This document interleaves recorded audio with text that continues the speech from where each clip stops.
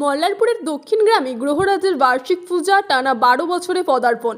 বীরভূম জেলার মল্লারপুর থানার অন্তর্গত দক্ষিণ গ্রাম প্রতি বছরই এক বিশেষ ভক্তিমূলক অনুষ্ঠানের সাক্ষী থাকে।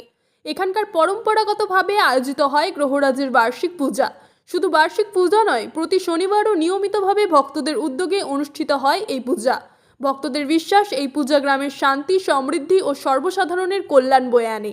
এবছর পূজার পদার্পণ হলো টানা ১২ বছরে।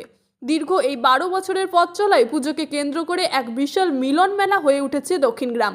ছোট বড় সবার অংশগ্রহণে পূজা মণ্ডপ মুখরিত হয়ে ওঠে ভক্তির সুরে। ভক্তরা নিষ্ঠা ভরে পূজা অর্চনা করেন, পাশাপাশি মন্ত্রোচ্চারণ ও ভজন কীর্তনে গেয়ে ওঠে গোটা গ্রাম। এই পূজার উদ্যোক্তা কুমুদ রঞ্জন রায়। তার উদ্যোগ ও অক্লান্ত পরিশ্রমে বছরের পর বছর ধরে এই পুজো আজ দক্ষিণ গ্রামের মানুষের গর্ব হয়ে উঠেছে।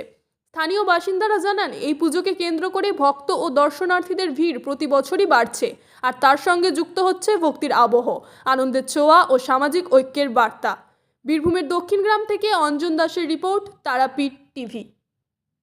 শ্রী শ্রী গ্রহরাজের ১২ বছরে যে আজকে পা দিল, যে সারা প্রতি বছরের ন্যায় এবছরের যে বাৎসরিক উৎসব গ্রহরাজের আজকে অনুষ্ঠিত হচ্ছে।